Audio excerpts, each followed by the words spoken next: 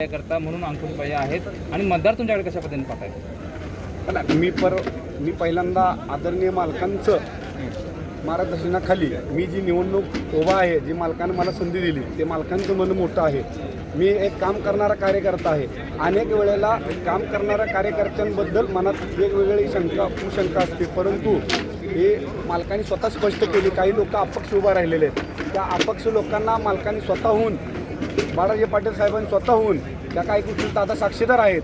परंतु मालकांचं एवढं मन मोठं आहे की एखाद्या चांगल्या कार्यकर्त्याला संधी होऊन जर निधी विकास कामं पार्टीचा होत असेल तर आपण त्याला संधी दिली पाहिजे. मला मालकांनी बोलून घेऊन सांगितलं की या भागात तुला विकास करायचा आहे, तुला उमेदवारी देतोय, सर्वांना सोबत घेऊन राहा. मी मालकांना शब्द आदेश पाळला, पार्टी शब्द आदेश पाळला, फॉर्म भरला आणि प्रचाराला लागलो.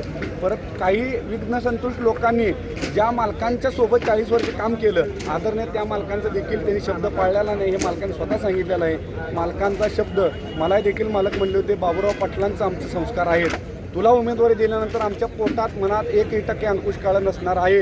जी दिलं, ज्याला काही मिळालं नाही त्याला आम्ही आधी काहीतरी देऊ, पण आज आम्हाला थांबणारा म्हणून आमच्यासोबत पाहिजे. परंतु काही लोक थांबलेले नाही आहेत. काही लोक म्हणतात आम्हाला असं आहे तसं आहे. त्या गोष्टीवर मी आज बोलायची गरज नाही आहे. नेतृत्वाने मन मोठं करून मालकाने सगळे विषय मीडिया एवढ्या हजारो लोकांसमोर क्लिअर केलेले आहेत. त्यामुळे येणारा विजय 9 तारखेला गुलाल आपला आहे, भारतीय जनता पार्टीचा आहे आणि त्या मालकांच्या आशीर्वादानं आहे.